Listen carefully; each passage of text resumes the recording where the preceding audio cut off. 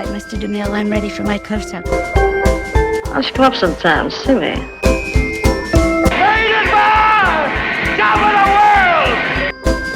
Fasten your seatbelts. It's going to be a bumpy night. The stuff that dreams are made of.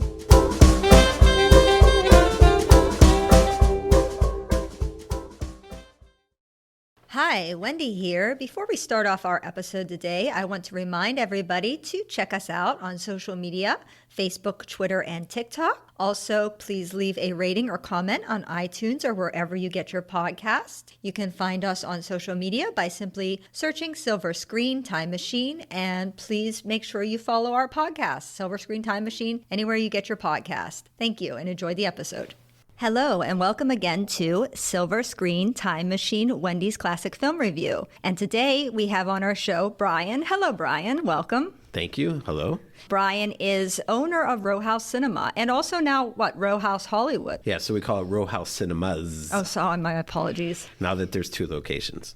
Yes, that makes sense. And I believe the Hollywood is now closed for renovations for a period of time. That is correct. Yeah, and I really have to say I appreciate what you do for the local historic theaters, Brian, a lot. And you show a lot of really wonderful art house films and classic films and different films that you don't get to see very frequently. So that's really wonderful. We really appreciate that. Oh, my pleasure. I enjoy it. Yeah. Row House is in Lawrenceville, so go check that out sometime. They have, like I said, a lot of great films. They have a website. Check out what they got going on. We could talk about some upcoming things, but this show isn't going to air for 2 weeks, so we might be out of the range by then, but you always have classic films and so forth showing there, so just check it out. But today we are getting in our time machine and we are going back to 1939 and we are going to talk about Rules of the Game by Jean Renoir. Jean Renoir. Yeah, my French is a little off. Yeah, thank you so much for picking one that had so many lovely French names to try to pronounce. Sorry about that. I have a hard enough time pronouncing the American names and now I've got to pronounce all these French ones. I wrote them all out phonetically, so we'll see how I do. I'm glad you did. That's yes, fantastic. we're gonna give it our best shot here. Please, no French people get angry with us, please. So let's start out talking about Jean Renoir. I think he's so interesting because, first of all, I don't know how many people are aware of this, but he's actually the son of the painter Renoir, the famous painter, which I didn't even realize when I started doing this research. Yeah, he's, obviously from a huge pedigree of artists, but he is consistently considered one of the best directors of all time. Yeah. And his films are always in the top 100 of movies made from all time. So I've always been curious. I've seen one of his films. I saw Grand Illusion, but I was always curious about his other films. Yeah, and this film, possibly a lot of people think his best, actually.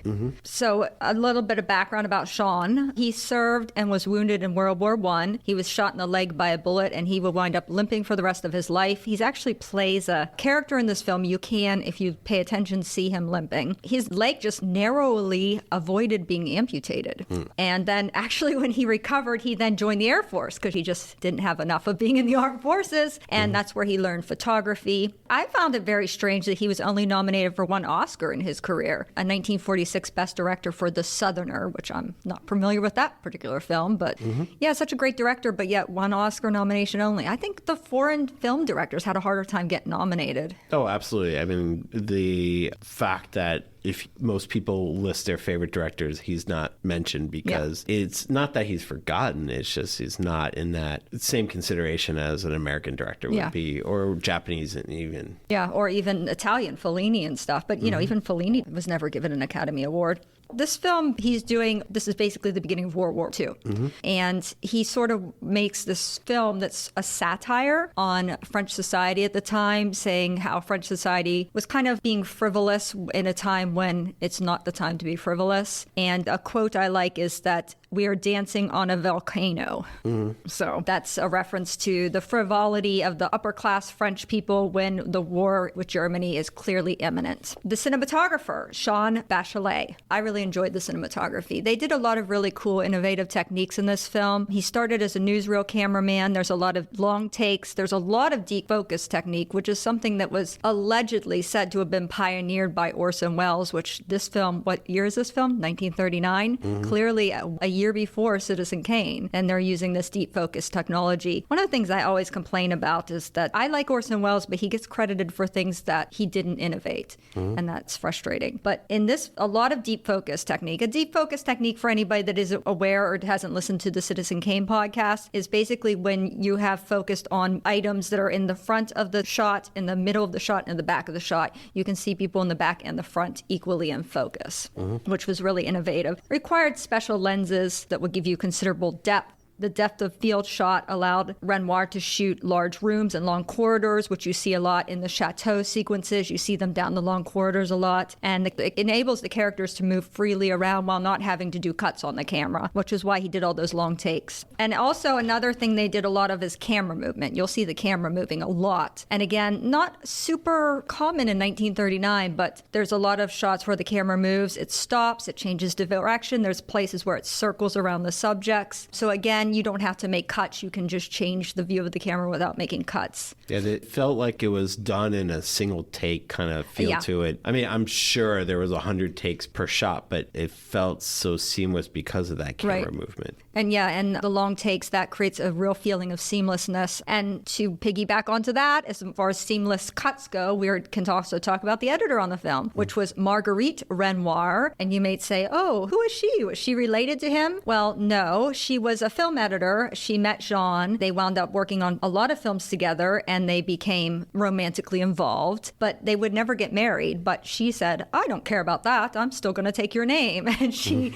chose to be called Margaret Renoir, even though they were not married. An interesting thing about her was she was a communist and also sort of influenced Jean politically. And that's why you see a lot of political takes in his 30s films. And I think it caused him to be not especially popular as well, unfortunately. Yeah, this film, when it came out, did pretty terrible, I think. You hear about bad receptions, but this thing was like... not popular. No, the way they said what people did, we'll talk about that shortly. But another difference, some edits that are different, is in the hunting scene. There's a lot of rapid edits. You'll see those really quick shots with the rapid edits. Very different from the rest of the film. It's a totally different style, just this hunting scene by itself. There's really no score on this film. There's a little bit of an overture, there's a finale, but all the music sources come from within the film, like if he's playing the record player or if musicians are playing, that's where the rest of the music comes. I didn't even notice that. That's interesting that you mention it. Sometimes the score is something you don't hear. It can be there and you don't pay attention to it because you're so focused on the film. But in this case, it literally wasn't there. So anyhow, I guess we could talk a little bit about some of the actors, if we can say their names.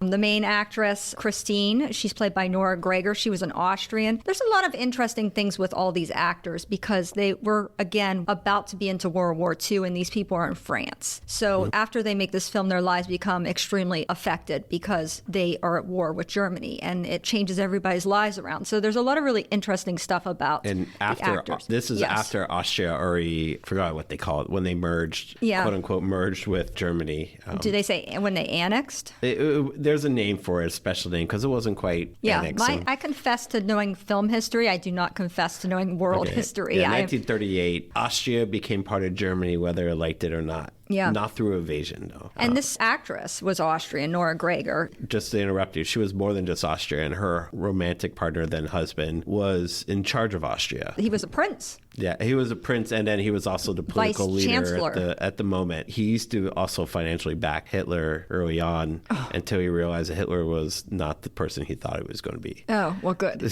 But I'm glad he changed his mind. He did, but nonetheless, he changed his mind a lot. But it was just interesting she's Jewish, too. Yeah, so he was the vice chancellor of Austria. She was his mistress before she was his wife. He was married when he first got involved with her, and he pretty much told the wife to hit the road, and then he married her. Like we said, his name is Prince. He has a very long name. I think we can just call him Prince Ernst because to me that would be a lot easier to say. He has a whole bunch of names. We don't need to say all the names. But I think it's important to talk about that real life history because how different is that than what happens in the film, right? Right. And what Renoir happened to go over to Vienna, he was looking for an actress to play Christine. He was actually going to see another actress, and he wound up just casually running into Nora and Prince Ernst, and he wound up making friends with them. I think he had a bit of a crush on Nora. He seemed to be very fond of her, but again, how's that different than the film? It's just running parallels here for us. It's too much. Yeah, and then they wound up having to flee to France because Austria, as you said, Austria was taken taken over. Obviously, the vice chancellor, he had to split.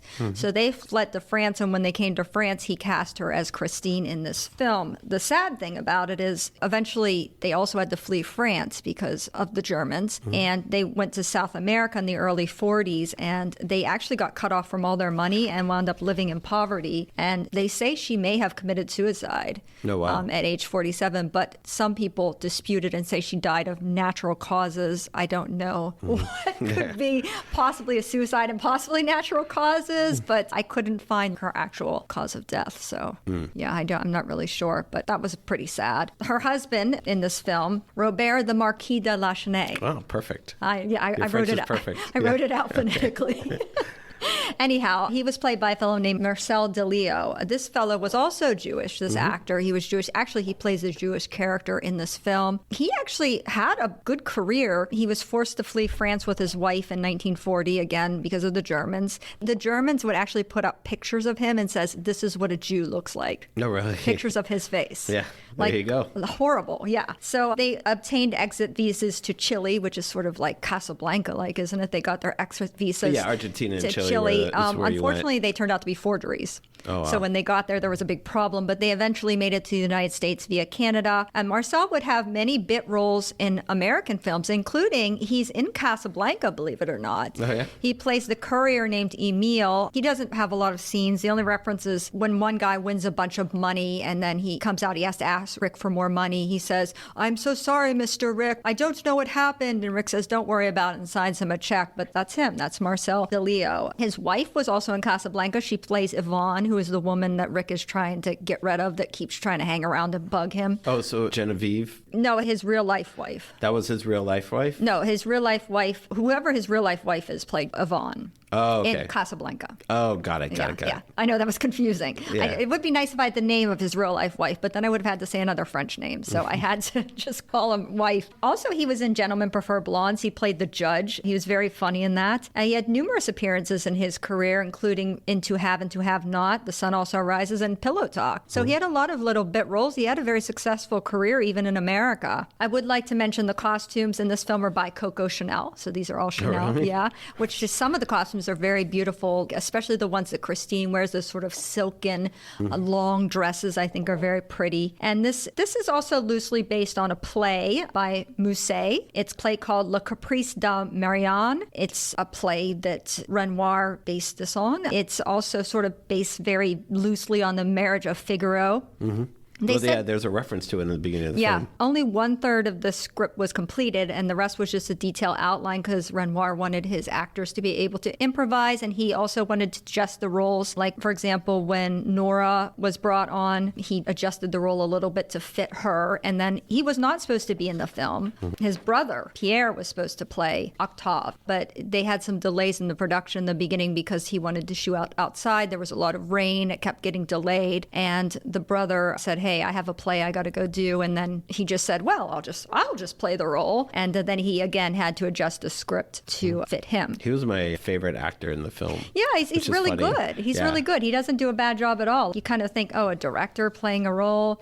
Anyhow, so that's the notes I have on the crew. Do you have anything you wanted to mention about the crew in particular? No, you kind of covered the basis. I thought it was really interesting that he went out of his way to cast Jews in this film and had one of the characters be Jewish in the movie, and not just a character, but like the lead character, the host. And I thought it was really interesting, especially at that time period. France is kind of historically famous for not being as open-armed as you would hope for Jews, especially from like the late 1800s and up to World War II. It's pretty bad, actually. So I think that was the final nail in the coffin for Renoir for this film, but I also loved it because it really was his way of... Well, yeah, and he even at one point in the film has the servants talking in a very anti-Jewish way, and I think that's what he was trying to say, like, this is the attitude of French people. Yeah, it was all nonsensical too. Like it was all stuff you would hear today of like, wait, what? That makes no sense. Like, what are you talking about? Kind of response. He wasn't afraid to put that in though. Show that the way they were against the Jews. All right, so shall we get into the story? Yeah, let's do it. All right, so we start out with a radio broadcast. They're covering this fellow, Andre Jurier. I know, I'm so proud of myself when I say it. This fellow was making the trip across the Atlantic. I guess he's like the second coming of Charles Lindbergh, I suppose. I thought that was kind of funny, too, because they start off this film subtly. Like 10 years ago, Charles Lindbergh made this thing. I mean, so much happened in 10 years in aviation. Yeah. Especially leading up to 1939, that the fact that this guy flew across the Atlantic, it's like, who cares? Yeah, you'd think by now other people... everyone's done it by now. Yeah. And it's just, I thought that was like really funny that like, but everyone was going ballistic. Yeah, and like, they were all excited. Like, this is the national hero. Shoving through the police. Yeah, he was, exactly. And I thought he was like making fun of France like right off the bat. Oh, I think he was. I think he was making fun of France throughout the entire film, which is probably why it didn't resonate too well with the French audiences. Just a thought. But then he gets out of the plane and you'd think he'd be real excited, but he's upset. We see Octave comes up and greets him. Renoir plays him. And you'd think he would be excited, but he's all upset because somebody isn't there. A lady isn't there. He doesn't name her per se at the time, but he even gets on the radio and says how he's so disappointed because this lady didn't show up, that he did this for her. And that was one of the first violations of the rules of the game. He's being indiscreet, right? He's saying you expect discretion. The upper class of the French, they expect discretion, right? You're not supposed to publicly talk about your affairs. Yeah, I mean, like first I didn't realize that. I mean, you don't know she's married. You don't know who it is. Yeah. Well, and you don't even know who he's talking about at first because you just see the scene and you're like, huh, what's going on? Yeah. But I just thought it was like normal love kind of stuff. Yeah, like, but then it cut to Christine and you become aware that probably this is who he's talking about just based on the fact that it cuts directly to her. And she's listening to the radio and she just acts like she doesn't really care about him and his exploits and what's going on. And she has this conversation with her maid about men. And the maid has this very sort of French take on men and relationships. And basically, you can't have friendships with men. Men are basically only good for being lovers and they're replaceable. This is her attitude the maid has. The maid's name is... Lisette, played by Paulette Dubuist. I can't say that one because I didn't spell it out. This actress, just as an aside, lived to be 100 years old. Nice. Good for her. Yeah, good for her. Probably because of that French attitude she had. Yeah. We don't know if she may have had a different attitude in real life. But I don't know, based off of everyone else who is in this play, this is their real life. Yeah. One of the things I noted, she said that this movie was really, really fun to make. She had a really good time making this film. And we're also, in this first scene, it's sort of implied that she's had some involvement with Octave. Maybe she's had a fling with him, etc. So, yeah, they flirt throughout the movie. Yeah, this maid takes anybody she can get, I think. Well, she's a tease. Yeah, well, is she a teaser? I think she's doing more than teasing, I think, but... Yeah, she's a little bit of, and meanwhile, she's also married, and that's going to come into play later on as well. So then we see the husband, Robert, played by Marcel Delio. So Robert's an interesting character. He's kind of this very disinterested member of the gentry, I guess. He's a marquis, so he's a nobleman, but he has this affection for mechanical toys. Yeah. And he seems very involved with his mechanical toys, more so than, for example, his wife. Awkward racist mechanical toys too. Yeah, I know. I was going to say, the film doesn't hold up well today. Some of these toys are not. I think it does, actually. I think that was... Do you? Yeah, because I think this is a social criticism. It's... Why can't it also criticize the fact that even the Jew in there is racist? Yeah, true. Yeah. I mean, we obviously don't know the intention, but yeah, some people could find some of these toys offensive, possibly. But I feel like it's an interesting difference between Robert and Andre, because with the two sort of people competing for Christine, that Robert is sort of in the past. He's in love with these old mechanical toys and this music and stuff, whereas Andre also likes mechanical toys, but they're modern things like a plane. So it's a kind of an interesting dynamic there. Yeah, Robert comes across as just happy in his own skin. And yeah, like you said, indifferent towards all the silliness. Yeah, he just wants to live in this world of mechanical toys, I feel like. I don't think he wants to really necessarily deal with all these people that he has to deal with, like his whole staff and all this. I feel like this is something that he has to do, but it's not really what he wants to do. Yeah, he doesn't care. And I think he has a little bit of an insecurity, and I think it stems from the fact that he is Jewish. And you see a lot of, when he's talking to other people, these over-the-top gestures and this blustering, this sort of big stuff, trying to make himself look important. And I think that's sort of hiding an insecurity purity. That's the impression I got from him. Yeah, when his love of mechanical toys, when he showed off his grand finale toy. Yeah, that's really interesting. That scene, the acting in that was incredible. Yes. I watched it twice, actually, because his facial expressions were so, it was just so well captured. It felt real, where he was clearly excited like a little kid, embarrassed to tell everyone, but didn't care anyways. He was going to do it and just enthusiastic. It was just really exciting to see. Yeah, it's sort of like, here's my toy, please like it and please like me. There's a humbleness to it, a pride and a humbleness simultaneously, which is really hard to convey. I liked him. He was my favorite character other than Renoir's Octave. Yeah, actually Robert was my favorite character. Yeah. I think Marcel, the actor, just really makes you love this character for some reason. Actually, Renoir said that was the best scene he ever shot, that one you just talked about. Oh, really? Yeah. That's he said, funny. Of all his career, that was the best scene he ever shot, that one you just mentioned. Okay, yeah. It felt like when you see someone in real life talk about what they're passionate about in a true way, you get excited for them, and it felt that way. Yeah. Like it really came across. I'm glad you mentioned that, because that's a really great scene. So Robert and Christine, they're talking about, obviously, they've all heard on the radio what happened, and everybody knows, apparently, that Andre is talking about Christine. That's a well-known fact among the whole society, because I guess she's been palling around with him or something, and everybody knows about that. So Robert is kind of like, well, you have your friends, and if he mistakes that for something else, that's on him. I mean, he doesn't say those exact words, but that's his impression. And she's really happy he said that, because it does seem that she only has a friendship for him, and that he's taken it into his head. The French are so passionate. I love her. He was so very strong. No, Andre is such a one-dimensional character. Yeah, and such a romantic type character. Yeah, I don't know if that kind of person exists in real life. Maybe they do. They might in France, because I feel like the French are very romantic and very passionate. Well, you see this type of character often in movies. Yeah. Where he's willing to die and kill himself. Yes. For this potential love. Yeah, exactly. So Robert is basically saying, I think, and she gets happy because she realizes that he knows that he trusts her. And then she says, well, I trust you too. And then we see, well, wait a second, I have to go make a phone call. Yeah.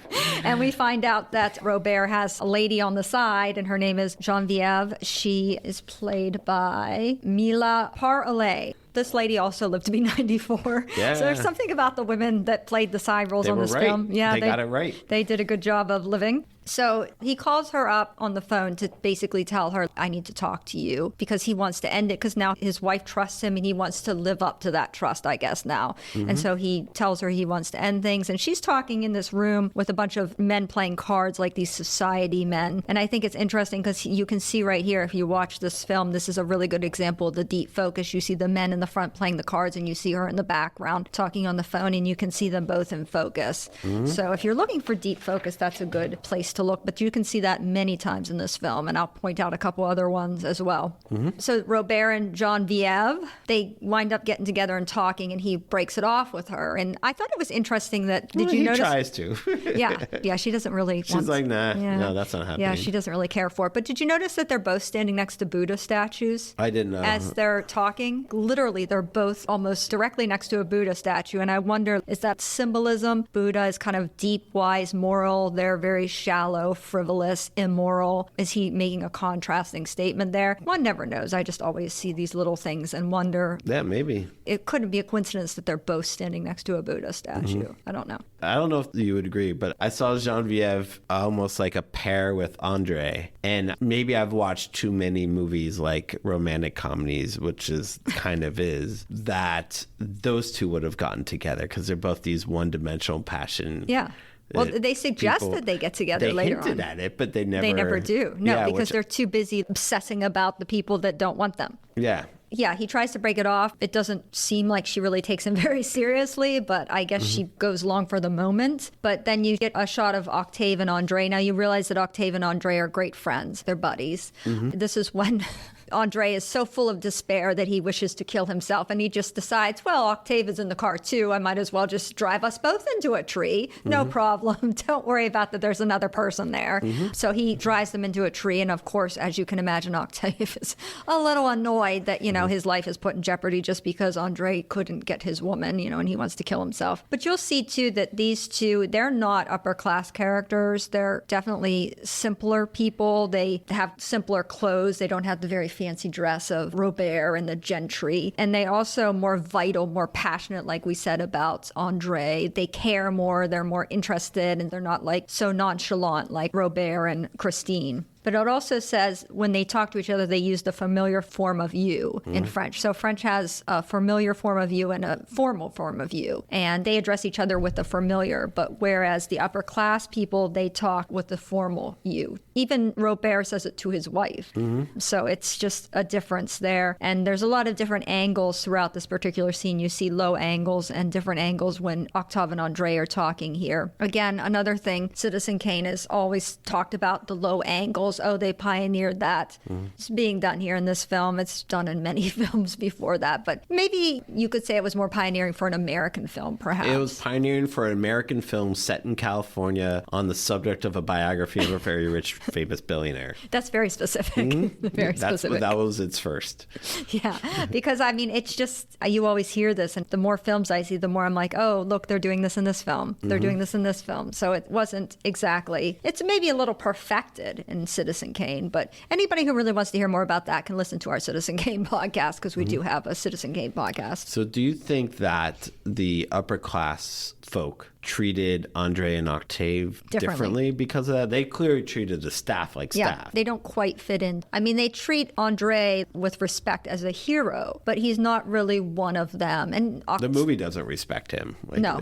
And Octave is also, he's like a friend of all of theirs, but he's not really one of them. You can see they're outsiders. A good example, which I have later, is when he's walking around trying to get people to take off his bear suit. Yeah, no one's willing to give him the... Right, nobody's willing to help him. Right. Yeah, they're different. So Octave says, hey, Andre, I'll get you hooked up with Christine. Don't you fret. Stop trying to kill yourself. Stop driving me into trees. I'll go help you out. So he goes to visit Robert and Christine. And apparently we find out that Octave was a great friend of Christine's from when they were younger, and they both live in Salzburg. And you can see she's much more animated with him than she is with anybody else in the film. Actually, they say he's one of the people that Robert does use the familiar you with, is Octave, unlike everybody else in the film. And in a way, he goes through all the people. He's involved with the staff, right? He has an involvement with Lisette. He's friends with the gentry. He's also friends with Andre. So he's like in every level of the film. That's why I liked him. He was fun because he was like a floater in life as well as through the society. But he clearly didn't do anything for a living. Yeah, he doesn't really belong in any particular class, but he's accepted by all the classes. Accepted, but not perhaps considered one of them. I feel like he's kind of an entry point for the audience, too. You kind of follow Octave throughout the film, in a way. Yeah, he would be a good politician. He's very good at manipulating these people as well. He knows how to deal with them. He manipulates Christine into asking Andre to come to their country house, La Colonia. So like the colony. I wonder what that translates to. In my mind, I felt like I was reading the word the circus, but it kind of I think it's that house, that chateau they go to. So he's trying to convince them they're having a party at the chateau when they're inviting all their friends, and he wants them to invite Andre. And he winds up getting them to both agree to it, using different tactics on both Christine and Robert. You see the different tactics he uses depending on who he's talking to. I think that set up the movie perfectly too, because it's like, one, why would you have to go through all this effort to get a friend invited to a party? And after he's convinced the wife, he still had to go convince the husband. Right. Well, he's the head of the household, I guess. Yeah. This is noble France. Yeah. So it just felt like so excessive and silly, the whole process. Well, I mean, technically Andre is not a friend of Robert. Sure. I mean, he's trying to steal he's declared his love for his wife. So yeah, they kind of don't want him there. So he did have to do a little bit of work to get that figured out. You see in the rooms with Robert, you see a lot of instruments on the wall, which I think is interesting. I feel like another thing where it symbolizes Robert is just in this sort of old world that isn't very modern or current. And I don't think he wants to be in a modern, current world, to be honest. Well, harping back to the marriage Figaro, I mean, that's the Louis the 16th time period of Marie Antoinette and all that kind of stuff, where Versailles was set up as an institution to control France, and it did it by getting the nobility to squabble with each other. And during that time period of, I don't know, 100 years or 50 years, whatever that was, they forgot about the country of France and just worried about their own little world. Yeah. So it sounds familiar. Yeah. And it sounds like maybe that's what Robert was kind of Yeah, you get the sense that he's back in the 1800s. He's not really with us in the 19... When does this take place? Is No, I it think it supposed to takes take pla- place yeah. in modern day, It does. 1939? Okay. So the next thing they do is drive to the country house, and then you get some of the great camera shots here. They actually can track the cars driving up to the estate, which, again, not a lot of people were doing this sort of thing in 1939, I don't think. It's some beautiful shots that they do. Yeah, it's hard to put that in context, too. If the normal viewer watches it today, it would just seem normal to them. Right, correct. They don't realize how Innovative it was at the time. and unusual that Yeah. is. But it's that the fact that it feels so normal to someone. How many years ago did this come out? Like 85 years ago? Yeah. The fact that it feels so normal after 85 years of film, it's a compliment to how good it is. Oh, definitely. Yeah. I thought it was amazing when I saw those panning shots. Like they drive the car along for quite some time, showing them driving up to the house, and the camera just follows right along with them. When you think about that time frame, it's quite impressive. The exterior shots are shot on location at Salogna. Interior shots were set in the studio. It's the Schoenville Studios. He really wanted to be at the location, this Salogna, because he said that his father always had wanted to go and paint there because he thought it was very beautiful and he never got the opportunity. So that's why he specifically wanted to shoot there. And this is where the exterior scenes of the forest and so forth are taken there. So when we come up, we meet a new character. We meet Schumacher, which is the husband of Lisette, right? He's sort of the gamekeeper. And right off the bat, you get the impression that Robert doesn't like this guy because the poor guy's just trying to say, oh, my wife is here. I spend time with my wife or whatever he's asking him. And he's pretty much like, no to everything he's saying. And then he's telling him ridiculous, impossible orders. Get rid of all the rabbits, but don't put up any fences. Because the fellow suggests if we had some fences up, it might do a better job of keeping the rabbits out. He's like, no fences and get rid of every rabbit on the estate. And it's just, even the guy's like, whoa, how do you expect me to do that? Yeah, you know? no one likes this character. Nobody likes him. Schumacher. And this guy is probably the most morally upright character in the entire film, which is probably a statement of why nobody likes him.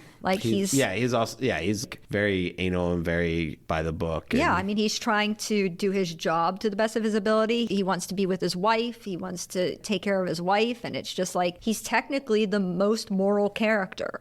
Everybody else is immoral. He's the only truly moral character in the film, and everybody hates him, and he's despised. So, yeah, I think it's another Renoir statement on France society. And then you also see another character, Marceau. He's the poacher. Robert likes this fellow. So they're going around the grounds. I guess they're doing he's looking around the grounds with Schumacher, and they run across this rabbit that's been poached. They see the poacher, Marceau. He's poaching rabbits to eat, living off the land, but he's living off technically their land, and Schumacher gets real angry about it. But then Robert's like, oh no, he likes this Marceau, and he takes him under his wing, and he's like, you can come work for me, and this and that. And I don't know where Robert likes him, because I feel like Marceau is very sneaky. Kind of. He's slimy, but yeah. I think I feel like there's a clear parallel between the staff and Yes, the there rich is folk. Yeah, there is going to be. And then, you could pair the characters Yes. up with each other. That's absolutely right. And yeah, they like each other because they are each other. Yes. They're just the different class version of each other. Right. There's a pattern here in both sets that repeats. We have the husband and the wife. We have the lover, and we have the interceding friend. With the upper class, you have Robert and Christine, and then you have André, that's the lover, and you have Octave, that's the interceding friend. Whereas with the servants, you have Schumacher and Lisette, that's the husband and wife. You have Marceau, that's the lover. And then you have actually Robert, that's the interceding friend that intercedes for Marceau. Yeah. So they are matched. And it's funny because the sets are kind of flipped, because in the upper class set, the husband is the one that's unfaithful. The wife is the virtuous one. Whereas in the lower class set, the husband's the virtuous one. The wife is the unfaithful one. So they're kind of flipped around. But they're supposed to be mirrored. He did that intentionally. Just the working class version Of the edit. Yeah, it's just going to show servants are just the same as the upper class. I mean, it's all the same Do you thing. think one was it's trying all to human nature in France. They were mimicking each other, or he's just saying this is all society? It's just that's the way the classes worked in France, and the nobility and the servants, they're all the same. I think that's what he was trying to get at. Everybody goes into the chateau, the guests start to arrive. You have a lot of interesting guests here. I thought it was really interesting because one of the guests is actually gay, a gay man, which I think was also very interesting to be putting in a film in 1939 as a character, as a clear gay character, which I thought was really cool. So all these guests have arrived, and then Andre comes to the chateau, and you'll see this is one of those times when they do the circular pan of the camera when he first comes in. You start out by looking at Christine, and then it goes around her to face him coming in, so you don't see her face right when he walks in. And then Octave comes forward, and then she greets him, and then all the other guests come rushing forward to greet him, and he's like he's a big their hero. hit. He's the big hero. He's the celebrity. He just went across the Atlantic. Yeah, he's the big French just to hero. put this in perspective, we had bombers at this point that could fly halfway across the world, but that's okay. That's okay. Let him have his moment. Yeah, I know. But one of the things I will mention about Andre, the actual actor that played Andre, Roland Touton, he was actually an avid hobby aviator and also an acrobat. So this was a really nice role for him. Apparently, he was very familiar with airplanes and liked to fly around in airplanes anyway. Like I said, you have another guest as well.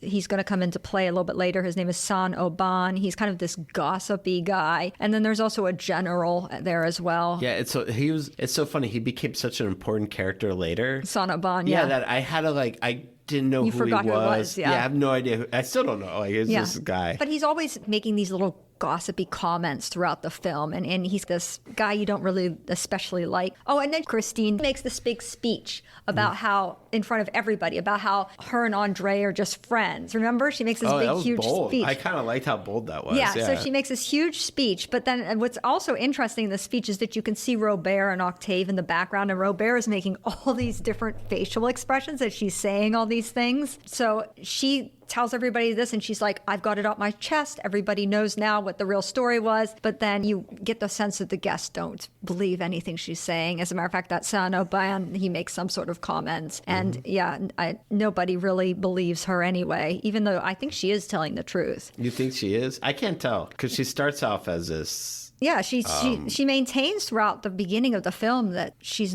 not interested in this guy other than a friend. And she does seem to be committed to her husband through to a certain point. Yeah, and then at that certain point... Well, then she just goes ballistic. Yeah, and she's just like... and then she's like, well, did she believe anybody. it? Yeah. She's just like, anybody. Yeah, she told me she loved me. Yeah, I'm like, I'm not even in this movie. Everybody and their mother, yeah. So anyhow, and then there's this scene with the servants having dinner, and then you see the servants are very mimicking. They are having dinner just the way the upper class people have the dinner. And they're saying these things about the upper class, saying, can you believe that Madame, they call her Madame, is seating Andre on her right? That's so inappropriate, and this and that. And Lisette is always sticking up for Madame because she loves Madame. And then that's when there is that talk about Robert and him being Jewish and how they make these statements and look down on him about that. That is in that scene. And then what happens then is that Schumann-Cher comes down. He wants to see Lisette, and she is always just like, get out of here. Yeah, she has zero interest in her She's not husband. nice to him at all. She's like, get away from me. He's all rebuffed. He winds up going upstairs, and as he's going upstairs, who's coming downstairs but Marceau, who now is working not outside, but now working inside as a member of the inside staff. And he's like, what, you're here? And he's all upset. And then Marceau comes, and what does Lisette do? Sit next to me on her right side, just like they said, the impropriety of putting the lover on the right side. And she immediately invites him to sit there. And you see them exchanging these glances, and you realize that something's going to... Yeah, they weren't subtle about that either. No, something's going to occur. Then here's another shot coming up here as well that I wanted to mention about the deep focus when the upper class are going to bed. You have several of these shots where they're shooting all down the hall. All the way down the hall, this big long hallway, and you have people in different areas of the hallway, and you can see them all in focus. So that's another good place to... Yeah, it's funny, those hallway scenes, and even the whole, I'm sure you're going to get to it, but where the play is happening. And yes, the fete. The fete? Is that what? That's what I love it. It feels like a farcical comedy. Yes. Like we're watching Dumb and Dumber. Yep. And it's that level of humor. Yep. But it feels so different in this film.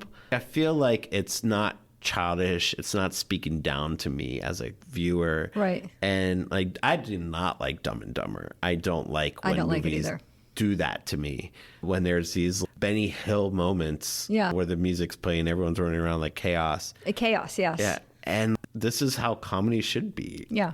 I'm glad the defocus allowed that, because those scenes are, You get to see all sorts of things. yeah. And it was like the first time I'm like, oh my God, I actually liked that. Yeah. You should pay attention to a lot of those scenes, because you don't just look what's in the foreground, because there's a lot of stuff happening in the background that if you're just focusing on the stuff in the foreground, when they're running around fighting and doing this and that, there's still stuff going on in the background that's also significant. So it's important to try to pay attention really closely in those scenes. It is very chaotic, very carnival, chaotic mess. Oh, so many movies do that Yeah. technique, and it just not to this success. Yeah, the fete. Yes, we're going to get to the fete soon. But first we have my most hated, least favorite scene in this film. As a matter of fact, anybody that is triggered by death of animals should never watch the the hunting. scene. Yes. Yeah, that was real. Should not watch the scene if you love animals and you don't want to see them being shot on film and dying on film. For the purposes of film. For filming, yes. So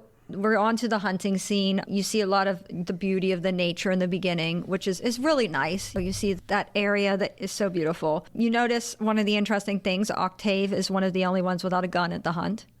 What that means, I don't know. Men and women, yeah. Yeah, he's like one of the only upper class people without a gun. And there's one point he says to Andre, which is foreshadowing, but we're not going to say why, but it is foreshadowing. He says, Andre does something, he says, "That's dangerous, old man. They're going to take us for the rabbits." And then what you have is the servants go out there doing this thing where they're called beaters, and they're hitting the grass and the trees, and they're flushing all the animals. There's birds, there's a lot of rabbits. They're flushing them all out to this clearing where everybody's standing in blinds with guns. So as soon as they come in, they just pick them off, right? Because, hunting. Exactly. It's such a Standing sport. around, yes, It's a exactly. sport. And this is supposed to be sort of a statement on the senseless killing of things, which he also correlates with the war, perhaps coming, just the Yeah. senseless killing of things. Well, yeah, and it's also, I see that for sure, and I also see it just as how absurd that film is not meant for the upper class. Film is meant for everyone to watch. Yeah. Most people in France, I'm guessing, have never seen a hunt from that perspective. In fact, I think when our view in Pennsylvania of what a hunt is quite different than what Europe has historically thought of a hunt, Right. especially with foxes and animals. And, when you have hundreds of people to support you Yeah. to get the animal to the exact location you're Yeah. trying to point your gun to. I Yeah. think it takes it out of the context of love and puts it into another context. And it looks even more ridiculous. Yeah. Of like, this is what these people do. Yeah. And this is sport. Yeah, sport. That's the worst part about it. But yeah, that. And even if you are a local, like if you're a hunter and you're okay with that, this is not hunting. A lot of people that hunt, not everybody, but a lot of people that hunt around here, I think, they use the animal, they eat the meat, etc. It's different than what these people are doing. They're just flat out killing animals for fun. I Yeah. don't want to get on my hunting. Yeah, but I agree with you that that scene is. But the interesting thing about the hunting montage is again the fast editing, the cutting back and forth, back and forth. I didn't realize that, but it wasn't. It was tense, and that makes sense. And that the fast editing what it would does. do that. The fast editing gives you tension, ramps up the tension, and so forth. But they said that hundreds of animals were killed during this scene. I'm not surprised. Yeah, those were literally animals dying. And you're introducing what was not previously introduced into this frivolous sort of wealthy lifestyle. Now you're introducing a death component, right? Yeah, because it was all love, fun, and games. And what's the harm in that? Now we're dealing with death. And it's like, it's just the same frivolity just in a different context, and it makes you see it differently. Yeah. Wasteful and So whatnot. yeah, you've introduced a new element in here. But after that's done, you don't have any more of that fast editing. You're right back to the regular style of film, which is the long takes and the panning camera and all and that. love is the focus. Yeah, and they're still walking around in the forest. They see a squirrel. They're looking at it with some field glasses. Christine takes the field glasses. She's looking around, and what does she see? Oops. She sees Robert and Genevieve. Now, she sees them in some sort of an embrace. She thinks they're having some involvement, but what they're really saying, Robert's finally saying, look, I don't want to be with you. I'm done. I want to be with my wife. I need you to go away, basically. And she says, well, just kiss me goodbye for the last time or whatever. And that's what they're doing. They're parting farewell, but she doesn't know that. She just sees them embracing and thinks, okay, something's going on between them. And she doesn't really do anything at that point, but they all wind up going back, and then you're back to the servants again. And Schumacher, it's sort of like both discovering at the same time, because Schumacher discovers Marceau and Lisette together down in the kitchen. He's actually holding her and stuff. So it's sort of like it cuts from one of the pairs discovering to the other pair discovering. So again, you're paralleling and you're mirroring. And you'll see another deep focus shot. You can see Schumacher actually coming through a window while Marceau and Lisette are in the close-up, which is really interesting. He wants to fight him, and then the head butler or whatever comes in and says, leave the staff alone. They're trying to get ready for this party. They have a lot to do. Go back into the field. Yeah. And Lisette's like, yes, leave the staff alone. Like, she's just, I don't like her. Well, I mean, to be fair, if he was your husband, Well, if he was- and that's the way he treated you, What, tried to keep me from sleeping with other men? in a very controlling, controlling You way. kind of expect that maybe he doesn't want his wife getting involved with other men. I mean, you have to Never once did he sit down and be like, why is she like this? Or why is she not into me right now? That's not the issue. The issue was the other guys. Well, yeah. Not him and his relationship with his wife. Well, we could go on about why I'm cheating defending is cheating her. okay or Yeah, is no, cheating I'm- not okay. Is whose fault is it that I'm not she's defending cheating. I'm pro Lisette in this one. I'm anti-Lisette. You and I are gonna have to fight about that later. Okay. Anyhow, so now this is when we get into our fete, our little musical type play. When did they practice this extravagant play with They costumes? suddenly- And they suddenly- they were working on this for years. Who wrote this thing? They pulled it together quite well in a very short period of time.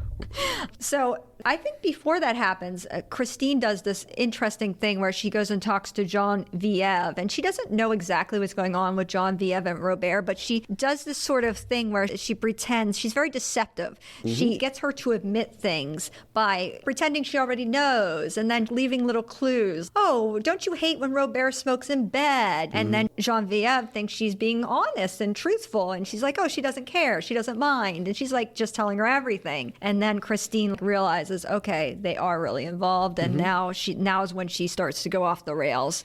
And when they do their little fete and they're having the show, at the end of the first little show, whatever they're doing, Genevieve runs over and gives Robert a hug, and Christine gets infuriated and she runs off. That's when she runs off with Random dude. Saint-Aubin.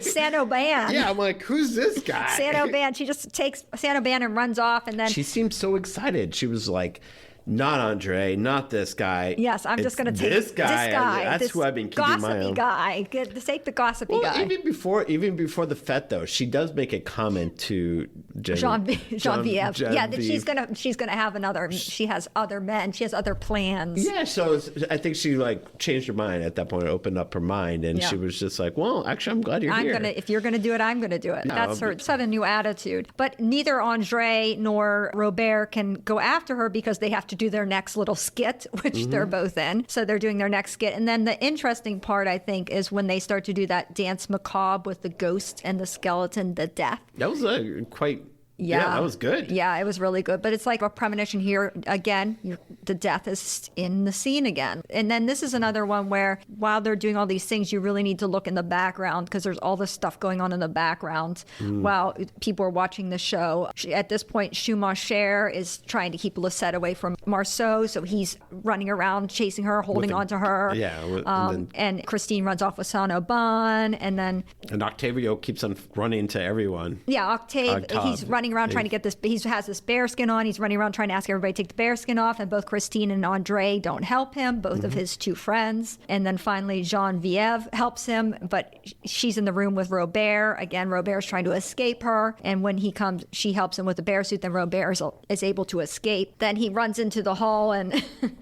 That's when everything is going crazy at this point. Schumacher is chasing Marceau, and he sees Marceau, and he tries to help Marceau and get him away from Schumacher. He tries Schumacher, get out of here, whatever. It's just a very chaotic part. Oh, my favorite line in the movie happened right at there was when Robert went to the lead servant and said, like, I need you to put an end to this. Yeah. And to this farce. And he's like, which one, sir? It was just such a subtle thing, but it was funny. Because everything is going awry. Yeah. Then it gets even more dramatic because good Andre humor. starts fighting Saint-Aubin over Christine. They end up getting in a fist fight. Andre comes in, he sees Saint-Aubin with Christine. And Saint-Aubin. I mean, let's talk about him let's talk about that.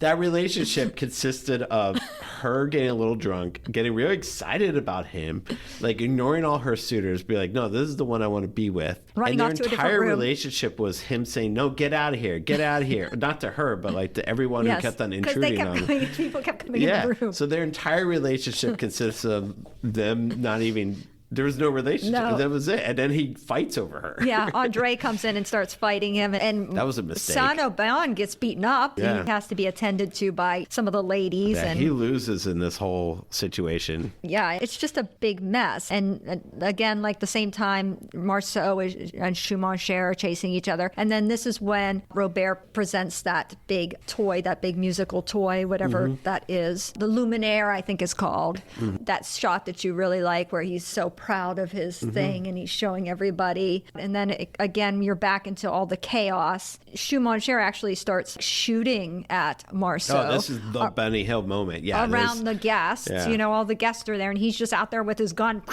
And the guests think, is this Shooting part of the anywhere. show? Is it not part of the show? Yeah, but the guests are like, what's going on? Is this part of the fete? What's happening? Yeah.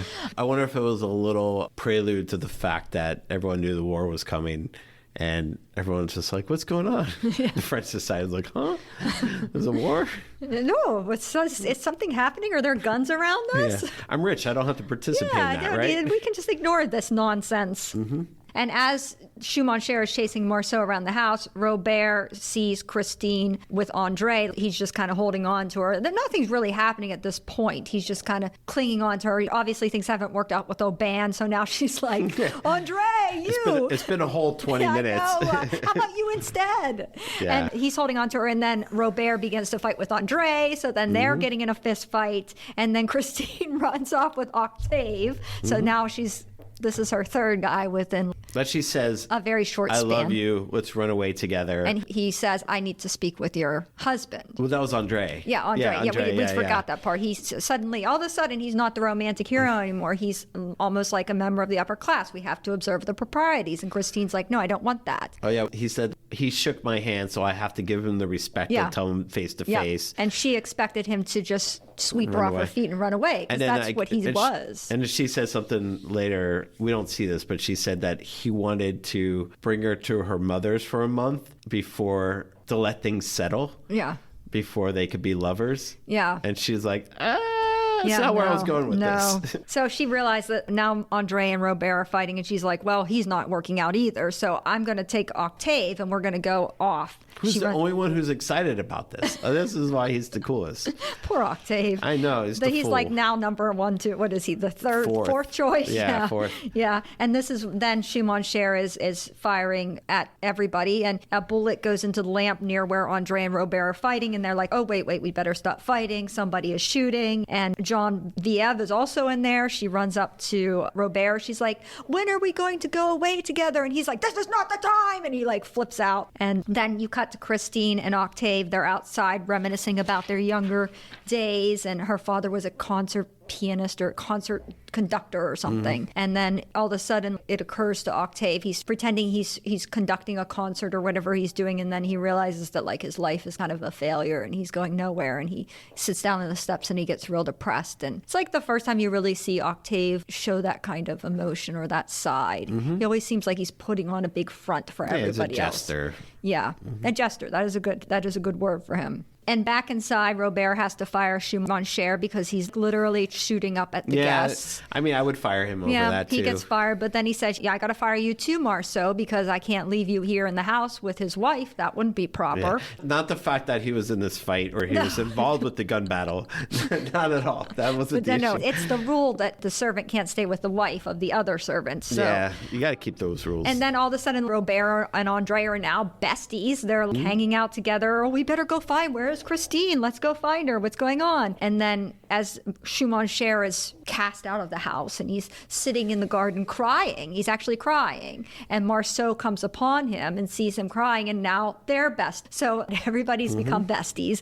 Andre and Robert are besties, and Marceau and Schumann Cher are now besties, and everybody's happy except Christine and Octave are sitting in the greenhouse talking about how they should run off together. Now she's decided Octave is the person she wants to run off with. It's about time. She loves him now. So this is, long enough. Like I said, the fourth man or whatever she's loved in a very short period of time. And she'd been wearing Lisette's cloak that Schumann Cher had given her because Lisette didn't want her to be cold. Well, out come Marceau and Schumann Cher from the woods, and they see Octave and they see a lady in a cloak, and they both automatically assume it's Lisette. And Marceau's like, you better go get your gun. You better shoot this guy. And that was unexpected coming from him. I wasn't expecting that. Because Schumann Cher says, I'll shoot them both. And he says, no, not her, not her. Marceau says, don't shoot her. Yeah. Just him. And he says it twice. And he's like, I'm shooting them both. Because, he's all about propriety. I'm going to shoot them both, not just one of them. But I don't think we should say anything else because we will ruin the film.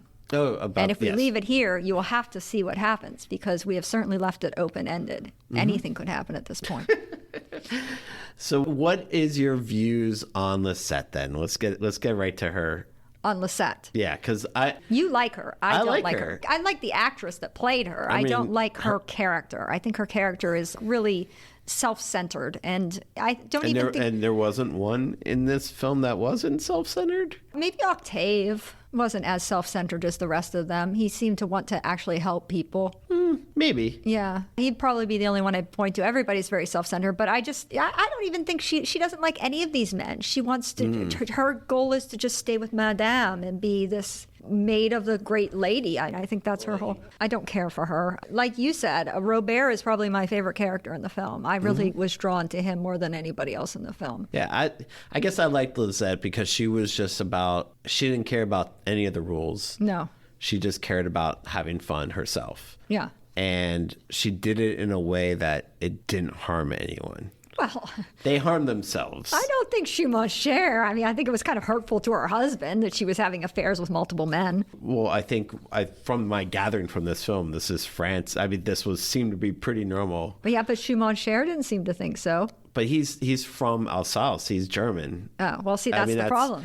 Yeah, so Alsace-Lorraine is like... Yeah, you'll notice it's the French people that are having the affairs. Yeah, because don't forget... The outsiders, because Christine is Austrian. She's Austrian, and he's pretty much German. And Octave is Austrian. Is he? Didn't they come from Salzburg together? No, I think he's French. I think he went to Salzburg to study with her father, if I remember the story correctly. You might be right. Yeah. He had no qualm with running away with a married woman. True.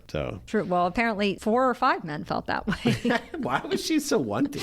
She was so boring. She was just like, get me out of this house, somebody. Yeah. I don't care who it is. Like if I was putting myself in that shoes, if I was part of this game, that's not who I would go after. I guess she wore all white. She was like this innocent. She was virtuous. This innocent, virtuous bird. Yeah. So I think she just didn't know what to do. I think she was just emotional, acting crazy. She doesn't know what to do. I think she's trying to be like the French. She's trying to get back at her husband, but she just doesn't know how to properly do it. And I don't think she really wants to do it. I think the thing is she doesn't really want any of these men. She's just doing things on the spur of the moment out of desperation. But we should probably talk real quick quick about what happened when this film was shown in France. Oh, yeah. So- that was fun to read about. I did put a little research onto the reception because I was curious. And side note, important thing is this film was lost and it was rediscovered in the 50s? Late 1956. 50s? 1956. Okay. And it wasn't the original cut, but it was close enough. And Renoir himself. They restored negatives that they had found, negative prints, duplicated prints, and sound mixes of the film. They didn't have the original negative because they believed that was destroyed in a blitz on the film studio that was housing it. So they think the original one was destroyed. But they found these negative prints, duplicated prints, and sound mixes, and they sort of cobbled them all together in a restoration. Because what had originally happened was when he displayed the film in France, people went absolutely ballistic. Like when you talk about disliking a film, they didn't just walk out of the film. They were booing, they were hissing, men were trying to light the theaters on fire. I mean, it was very extreme reaction. I love it. Like Yeah, perfect. It's lucky they didn't start throwing stuff at him, literally. They were berserk. So And it's got banned too. it got banned. He had to cut the film down. He tried to remove all the stuff that they thought was offensive. So it was 113 minutes to begin with. He cut it all the way down to 85 minutes, trying to get rid of what he thought was upsetting people. And they still banned the film anyway. And then when they found the prints that you were talking about, they actually were able to cobble together almost the entire original film except for one scene. They said everything but one scene. And they said that when they played it for Renoir, he actually cried because it was so close to his actual film. That's cool. What was the one scene, do you know? He said it was some sexual liaison with one of the maids his character had, and he didn't consider it a very important part of the film, just a silly part. But he said that was the only scene they couldn't find. The rest of it was intact as he had originally shot it. So, yeah, they banned it. Then they figured after World War II, they'd try to show it again. So they premiered it again in 1945. They re-released it, and then they banned it again. So, Which is funny because I always thought French cinema was so proud of itself that it could make fun of being French. Well, I think that that was maybe like was a the part of wrong pride. time to make fun of France when they were having a very patriotic feeling about themselves. Yeah, Renoir said he made this knowing that the war was coming up, and Right, this he was did know. his take on that. But this film made me feel better about the world because everyone knows when a war is coming like that. I don't know what that's like. I've No, never experienced it. I never luckily for want us. to. But I can only imagine, especially being French, because think about France lost a significant number of people Oh, yeah. in World War One. Yeah. And especially on the Western Front where the border didn't move. So France itself was, you didn't see the war in France the way they did in World War II. They saw the war. But in France, they didn't see the war. It was halted at a certain point on the Western Front. So if you were in Paris, Paris was Paris. Yeah. It was fine. So I'm guessing the upper They maybe society. thought it wasn't going to come into France. Yeah, it was Yeah. like they just kind of went on their business. But Right. so many people died in World War One. I imagine the people of France were exhausted and Oh, yeah. bewildered and could not even believe that this could be happening again from the same people who Right, did it true. 20 years before. And then the French upper class, I'm guessing, were exhausted too, that they're just like, we're not even going to think about it. Yeah. I guess you could see why they might feel that way, to be honest. It's weird. It's almost like a call of arms in its own way. If you think about if Renoir was trying to say, hey, France, Pay attention. This Look what's is where happening. we're at. Yeah. Look what's Heads going up. on around you. and Germany just walked into France. So it was like, Yeah, that's a shame. I don't know. That's kind of my thoughts. Yeah, no, that's great. But here at Silver Screen Time Machine, we do a rating system. Okay. So as the guest, you get to rate first. It's between 1 and 5. What is your rating for this film? The rules Is of the 5 game. good or 5 5 is bad? the best. One. Okay. One I is- liked it. I'm going to go all in 4.9. Whoa. So because one, it's great. I hear about this film all the time. It's on Yeah. all these lists. It was a comedy. When do you ever see comedies nominated for Oscars or anything like that? Yeah. Comedies. Well, they couldn't possibly have given this an Oscar. It was never even allowed to be out in the public to be There you seen by go. anybody. But it's funny. It's really Yeah. well done. And is. it's entertaining. It's timeless. It's good. Yeah. I mean, is it thought-provoking, like Do the Right Thing or something like that. No, absolutely not. It's a humoristic look at a societal critique from something that we can't relate to in any way, shape, or form. Yeah, it's beautifully shot. It's really well acted. Christine, I'm not sure as much of her as an actor. I really liked Robert. I thought he was very good. I actually thought Renoir acted really well in his part. I thought he did a really great job. He did. I thought most of the other actors were very good. I love the cinematography in the film. I love all the trick shots, the deep focus, all those pioneering techniques they were using. It was very impressive. I don't like the hunting scene, and I'm going to penalize it heavily for that. So the logistics of the hunting scene in particular, the reality of it. Both of them. Both seeing it on film and the fact that these animals were killed. I cannot give it anything higher than a 4, which is high anyway. But yeah, 4. Okay. 4 is pretty much one of my upper echelons of films. So like I said, the rest of the film is good enough to take it up to a 4 in my opinion. Does it make you want to watch more of his work, or does it like... I would probably like to watch something else of his if they wouldn't avoid the animal killing in it, yes. Yeah, I'm not sure. I don't think he has it in every film, I'm guessing, but yeah. I have to confess that my French film repertoire is not as good as other things like Italian films or German films. So I could watch more French films, I think. Yeah, I don't like French New Wave. I don't either. I'm just I going hate to say it, but French crime films and modern French films are really amazing. There's a lot of good stuff. Well, you just showed a great French film at the Row House that I just introduced, The Passion of Joan of Arc. That is not a modern one. That was definitely an older one. I've yet to see it. I need to. Oh, it was amazing. Especially, it was beautiful to see in the theater. That was the same time Charles Lindbergh flew across the Atlantic, as opposed to Andre. However you say his last name, I'm not even trying to say it again. I got through all the French names. I'm done with done with the French names. Isn't it amazing how that was probably the pioneer film of that decade? Certainly. And then this is just 10 years later this film came out. Yeah. And how different things were from that's filmmaking. What's beautiful about the history of film is that you have all these pioneering films year after year after year because they're learning something new, they're getting new technology, they're doing more innovations, and it's like a whole progression of innovations and technology in film that nowadays we have some technological advances, but it's not like every year somebody's coming out with something new. This was also the same year we had color for the first time too. Actually, he tried to get this film in Technicolor and they wouldn't let him. Jerks. Yeah, he wanted to shoot this film in color. Nobody would finance it. He asked the American Technicolor, can we borrow your cameras or whatever it was that you used to do the Technicolor? And they turned him down. Would have been interesting. So anyhow, it's getting a little late on this one, but thank you. I really appreciate, Brian, you being our guest today. Thank you so much. Yeah. I appreciate being here. Thank you for inviting me. Yeah, no problem. Don't forget to go out to the Row House and check out their films there. And for Silver Screen Time Machine, Wendy's Classic Film Review, this is Wendy saying goodbye. Thank you for listening to our podcast today. Please don't forget to follow us on Facebook, Twitter, and TikTok. And please leave us a comment or a review on iTunes, Spotify, or wherever you get your podcast. Intro and outro music composed by Heidi Engel. Artwork by Tyler Birch. Produced and edited by Wendy Whittick. Recorded at PCTV Studios, Pittsburgh, PA. See you next time.